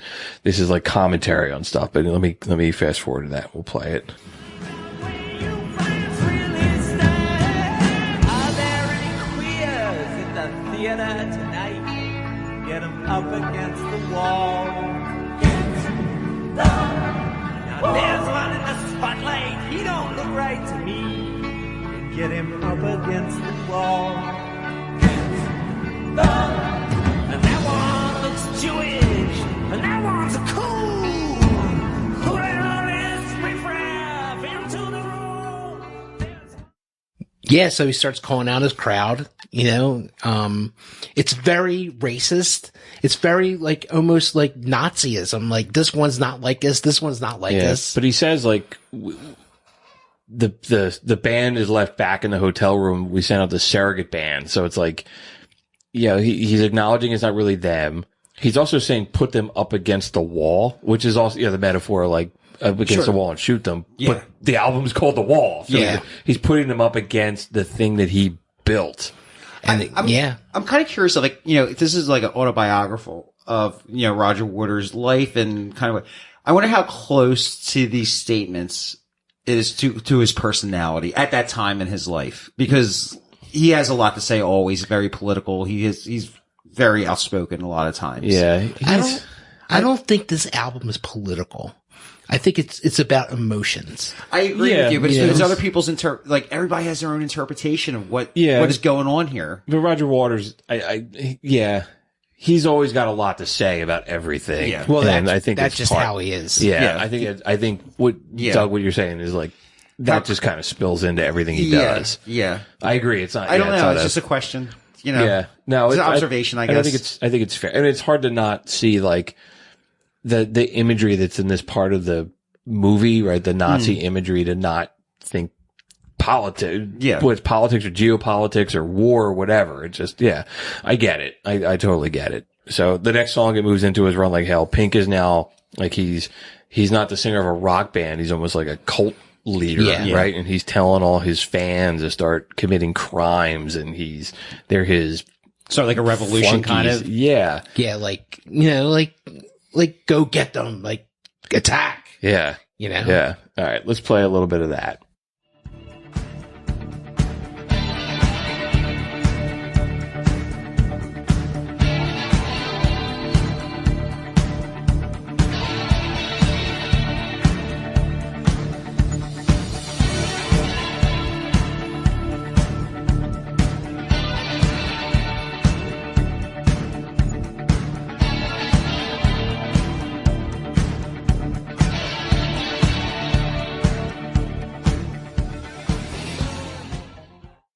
Yeah, that's like definitely one of my favorite guitar parts in this whole album. The beginning Yeah. of that, like, you know. This is another song too. Like if you listen to it not in the context of the album, it goes way over your head. Yeah, It's the guitar riff is very uplifting. Yeah. Very positive. Yeah. For a very, like, song that's like run like hell. Right. Go Like, run like hell and break stuff break and commit shit crimes. and loot Even in the movie, it's like people are breaking into cars and there's people Yeah. like taxi cabs and they're throwing rocks through it and stuff very like that. realistic. Yeah.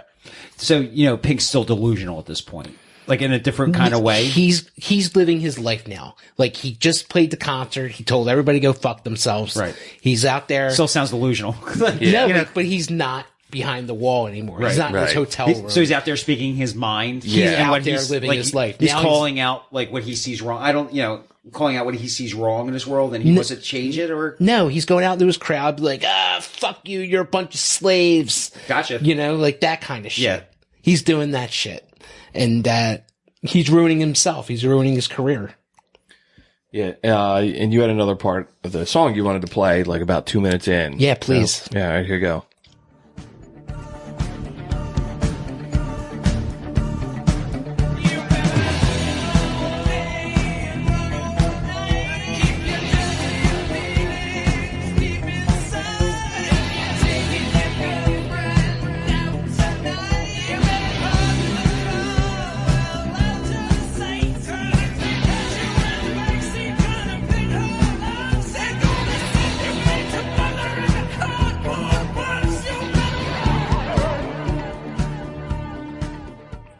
Like, he's telling, riot. Like, everybody light shit on fire. Yeah. You know?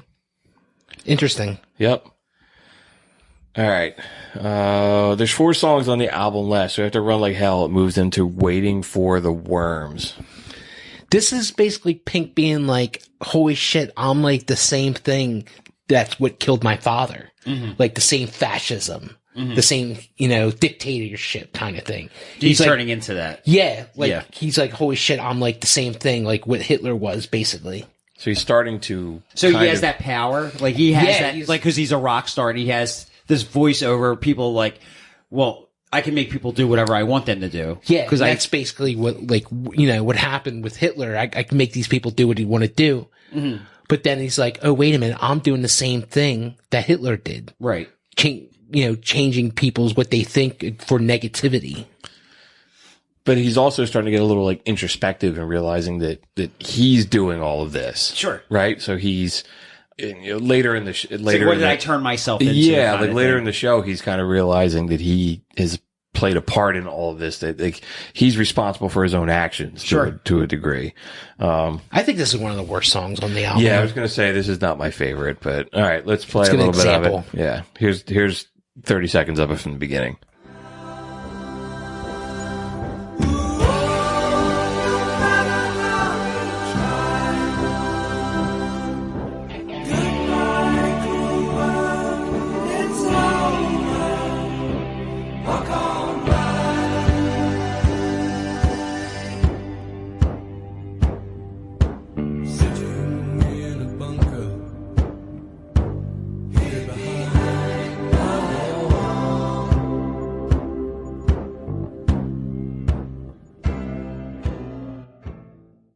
That's a weird song. And I was going to say that earlier, maybe like in one of the other songs, like it kind of had like to have that Beach Boys kind of feel to it. Like I don't, again, that's me thinking Roger Waters making fun of America.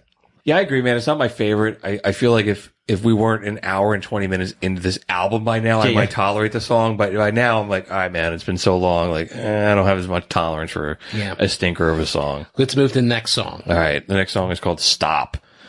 And we're going to play Stop from the start. Yes. I wanna go home, take off this uniform and leave the show. But I'm waiting in this cell because I have to know. Have I been guilty all this time?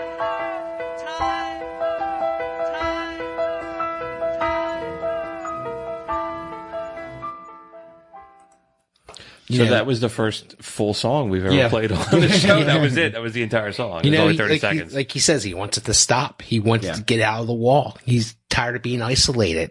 Let's move on to the next song right after that. And it's called The Trial. This is one of the most hard songs to understand. I've been, for the last week, just trying to understand this song, to break it down in the song where we can explain it. The song, The Trial. The trial, this is him his self-conscious, trying to break out of the wall, trying to break himself out of jail, basically.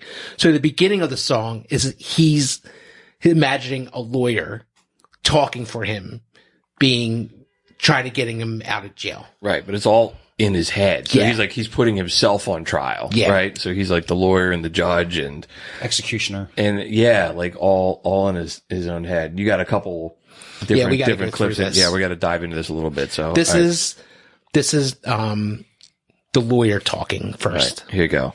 Good morning, a worm, your honor. The crown will plainly show the prisoner who now stands before you was caught red-handed, showing feelings of an almost human nature. This will not do. Oh, the schoolmaster! I always said it come to no good. He's on trial, and the lawyer's bringing now the school teacher in to speak to the crowd, to be like, this is what is going on. I always enjoyed this song because it's like very like Baldville-ish. It's very like very English. Yeah, it's like that Mighty Python kind of thing. Definitely. Yeah, I always enjoyed this. I always enjoyed this. It makes me smile. It's got a very playful like a musical kind of thing. Yeah, kind of vibe to it. Let's move to the next example at 157. All right, here you go. You little shit, you're in it now. I hope they throw away the key. You should have talked to me more often than you did, but no! You had to go your own way. Have you broken any homes up lately? Just 5 minutes, worm, your honor. Hear me alone.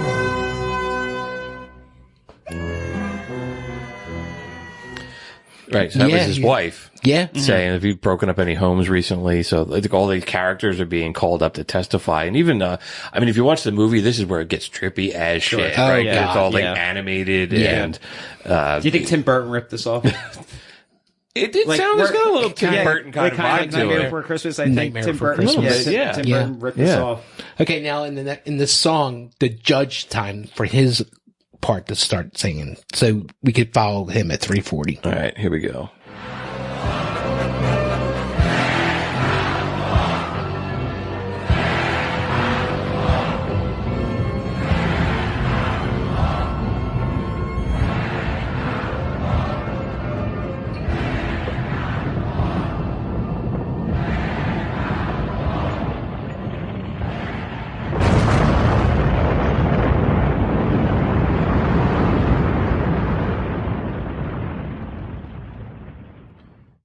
So we'll have to cut that up in post-production, but, so that was, it ends, the judge passes sentence, and then it ends with, you hear the wall coming down. Wow. Being torn down. And, which is interesting, now the ending of this album, they play a song that's very much like the beginning of the album, of In the Flesh. It's called Outside the Wall. Yeah. All right, so let's play a little bit of that. This is the same song in the beginning.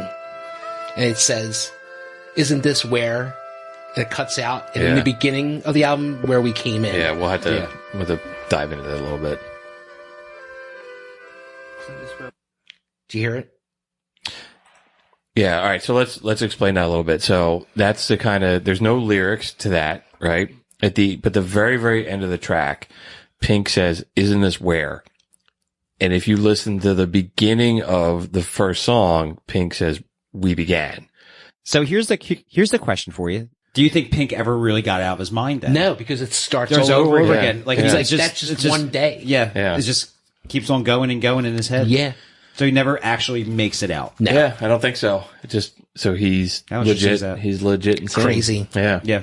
And it's such a subtle thing, man. I was like, I never noticed that I never at the noticed beginning that of that either. first album. Until I start doing the research, I saw Yeah. that. I was like, Jesus, that is amazing. Yeah, it's pretty deep. Until I read that one dude's, that wallanalysis.com and saw it on there. Yeah. It's pretty deep. So that's The Wall, man. I'm shocked that we did that in 2 hours. I thought, Wow. I was like, we're going to be here all goddamn night. I hope And we it's- got it through. Yeah. You Yeah, know? it's a really interesting story, man. And it's a fantastic album again. And you put it in the context of that it's just one overarching story is just, really cool. The whole part about him with his wife was very eye-opening with the telephone calls happening. Like all those years I've heard the telephone going on. I never realized it's him calling home. Yeah, just- and then hearing that Mr. Floyd is calling Mrs. Floyd and the guy's answering Yeah, the I never put phone. that together either. And that was the lover. You Yeah. know, that I never really got that until I did the research for this. One thing, that I really thought about this whole week by listening to this,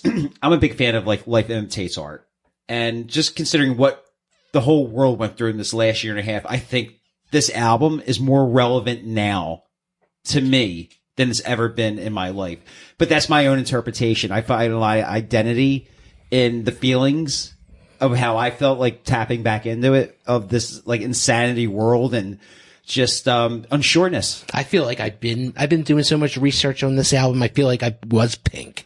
Yeah. I feel like I was shut out to the world and listening to it over and over and over again. It's really tripped out when you really get into this album. You try to understand. You try to understand seclusion. You try to understand depression. Yeah. You know? And that's where I'm getting at. Like, Yeah. because I think like a lot of people I can identify with it now, thinking back on what everybody went through. Everyone's been going through for the last year and a half. Yeah, man. All right. So that's The Wall, dude. Let's move on to some other stuff. I got some second thoughts. So we got some fan email from Lloyd Drum in Dallas. He said, "I found your podcast. Love it. The Marley piece was superb. Anything I can ever do to help from Dallas. I play guitar, piano, read music, etc. I'm from New Orleans. I lived in New York for 10 years. My dad was a jazz drummer. I love all music. Let me know how I can help. Lloyd." So thanks so much, dude. Thanks, brother. Yeah, man. You sound like an interesting guy. If you're ever in Philly, stop by the bar, man. Yeah, please. I actually reached out to him, getting his address. We're going to mail him some stickers. Nice. So yeah, very cool. Always good. We love hearing from everybody. He emailed us at prisonersofrockandroll@gmail.com. Music news. All right. So, all right. We got some breaking music news. We're going to read this first. So Doug and I were sitting at McCusker's before we came down here and, down to McCusker's studio to record this. And breaking news. Martin Scorsese has agreed to direct and produce a biopic about the Grateful Dead for Apple. Cool. Jonah Hill is going to play Jerry Garcia. Not cool. What? That is not cool. I can't say, I don't know. I'm not going to say anything till I see it. Yeah. Grateful Dead members Bob Weir, Phil Lesh, Mickey Hart, and Bill Krutzman have all collectively signed on as It must be executive good then. producers. It must be I up hope the Joe does level. that Gil. It must be on the level. It's on the level, Ben. We shall see. Stay tuned. This isn't Scorsese's first attempt to tell the Dead story, so he directed and produced the 2017 flick Long Strange Trip. Which is great. Fantastic. So if you get two, you get Scorsese making two movies about you, it's pretty solid. That's so. Dead, man. Yeah. All right. 10th Avenue Payday. Bruce Springsteen is negotiating a deal to sell the rights to his music catalog and publishing rights to Sony for $415 million. This is the first time I'm hearing this. That's more than Dylan sold his. Yeah, I can for. see that, though. Billboard estimates that Springsteen's album catalog and publishing rights brought in $22.5 million in 2020. He also makes a ton. This blew my mind. He makes a ton of money. Well, first of all, he also sells a lot of his live recordings directly from his website. So so he circumvents his record label and he sells all that stuff directly to consumers. So he gets all the money. He also brings in a ton of money from touring. This is just revenue, like top line. Yeah. He brought in $840 million from 2010 to 2019.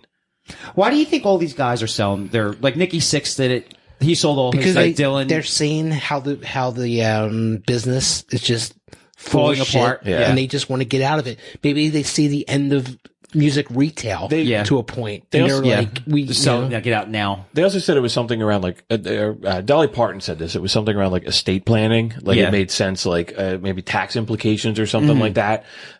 Yeah, there's a reason behind it. But he brought in $840 million in 9 years, and that's a lot of money. That's a decade of a 50-year career. Yeah. He's bringing in almost $1 billion. Yeah. So it's like, dude. But to let go of your music, that's pretty heavy shit, in my opinion. Especially for him. Exactly. Because he does release a ton of bootlegs and stuff like that. Yeah, I had to go down the rabbit hole and try to find out what are the implications of it. Maybe it's wild to think about that. Get the money, put it in a trust, and let your kids live off the interest for it. Well, they're fine regardless of great grandchildren. Yeah. They were already set up for life before this. Yeah, I'm sure. So, what else? Oh, I do have another new Christmas music from Billy Gibbons. This episode is our first to come out during the 2021 Christmas season. It's coming out after Thanksgiving, so it's appropriate that one of our news stories is about some Christmas tunes. ZZ Top guitarist Billy Gibbons released his bluesy version of Jingle Bells called Jingle Bell Blues. Here's 30 seconds of it.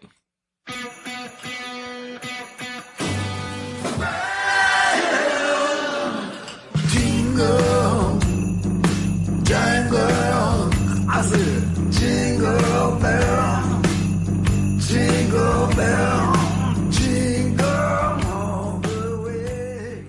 I love it. I was digging it. I love it. I can't wait to rock around the Christmas tree, I guess. Yeah, I was digging it. All right, so last story. I'm so sorry we had to do this, but so this is about Britney Spears being free. The fact that I love all of our listeners so much that I did more research about this than I ever needed to do. So a Superior Court judge terminated the conservatorship that Britney Spears lived under for 13 years. So basically, Britney Spears is now again allowed to make her own personal and financial decisions.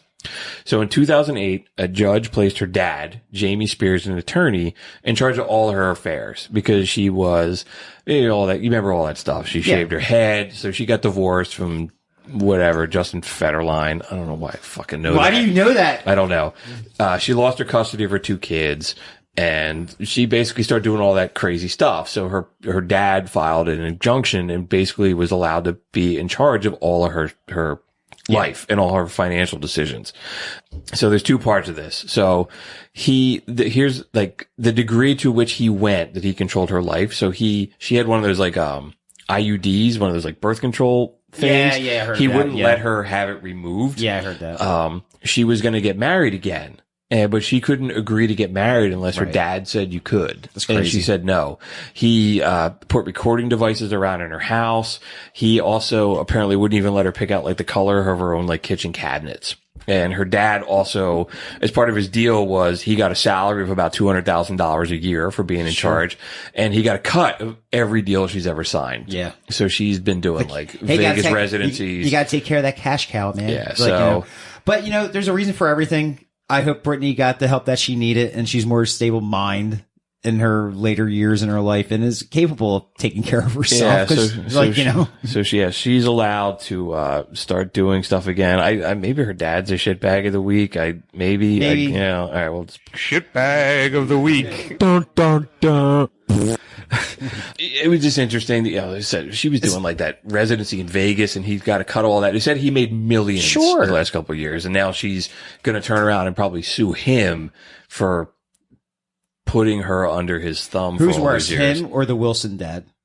From The Beach Wilson Boys. dad, right? Who's worse? We make like a an all shitbag. We could have like a We should draft celebrity one time, death match. The all shitbag, like Michael Jackson's dad. Yeah. And all that stuff. So, all right, that's music news. I said I spent more time reading things about Britney Spears. I was like, can some website please just tell me in 3 sentences what is going on with all that, because I don't care enough to read a lot about it. So, the electric chair. You guys I got something. You got something? All right, what you got? This week I want to send Madonna to there, and it's American Pie. I was just thinking that too. Good for you. All right, so the electric chair is where we kill a song. All right, let's just start playing this. And I was literally sitting on the set thinking about this. This sucks. I think American Pie is... I love the song. It's do too. blasphemy. We could do a Since whole day show one, on... this song came out, I was like, this is garbage. Yeah, I could walk through... I know the symbolism behind like every lyric of this song. I've read things about it, and I like to do a show about this song. I think we can totally do a whole song Not about this. her version. No. Just on this song in general. What There's the a fuck million is things going on in the background of the song? It's the early thousands, man. Let me And hear this it. is for a movie too, I think. Let me hear it. Sucks. Oh my god. This is for Austin Powers, I think.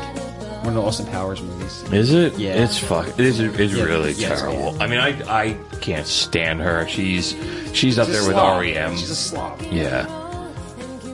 I wish she would stop being a weirdo and just go out and like play the fucking songs. Play the hits. Yeah, I don't even like a lot of her music, but was she still talking in a fake shitty British Yeah. accent now? Or she had like, I remember she had an eye patch for a while. She's Oh a my clown. god! So she was. I don't think she's a clown. I think she's an overmade, I can't stand Yeah. her. She's always trying to stay clinging relevant to her by doing something relevancy. stupid. like Mike Stack. He's a clown. Madonna, Mike Stack, the guy singing from Michael Creed. Stipe. Yeah, Scott Mike Stapp. Scott Stack. I the guy put from him together. Creed. I was putting He's together a with a guy. clown. Right, what yeah. did he do? He's just He's a clown. He's just a He's a clown. Madonna, I don't know. I don't know. All Kill right, it. yeah. We sentence you to death.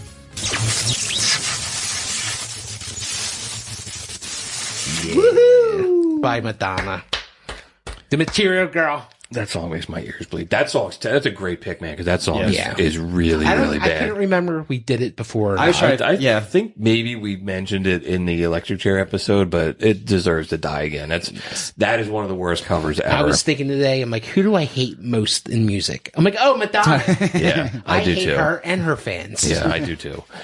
So that's it for episode 30, man. We only play 30-second clips of songs from the wall, so we don't get sued. But seriously, man, go out and listen to this whole album front to back, or go watch the movie, or check out the videos of the band or Roger Waters performing it live. There's stuff on YouTube, like full concerts, or the Roger Waters put out a movie version of him performing it. It's great. I watched it today. It's fantastic. Yeah, it's as much as a visual experience, Yeah. to get the full story. It's great.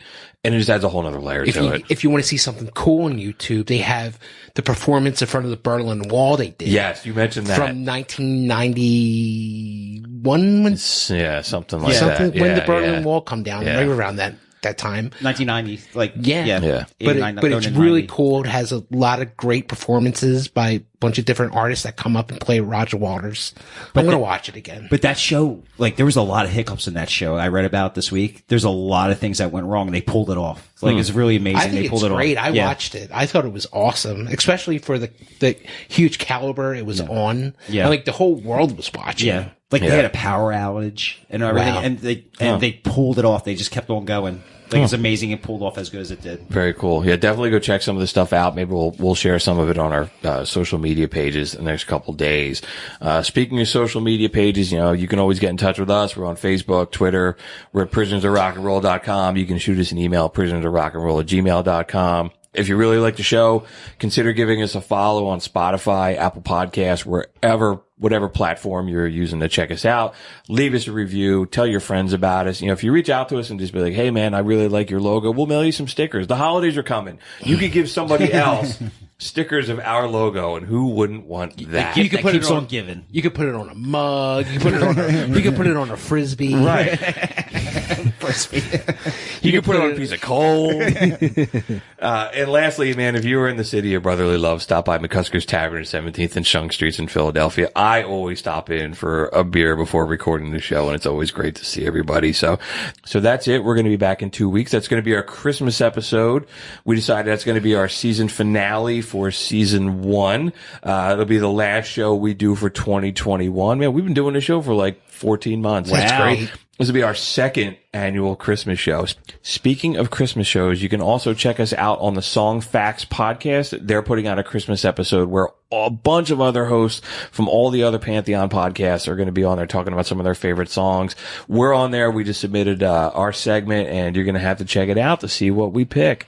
So that's it, man. Hope everybody had a great Thanksgiving, and we'll be back in 2 weeks. Gobble, gobble. Keep on rocking. Peace out. I'm just a prisoner.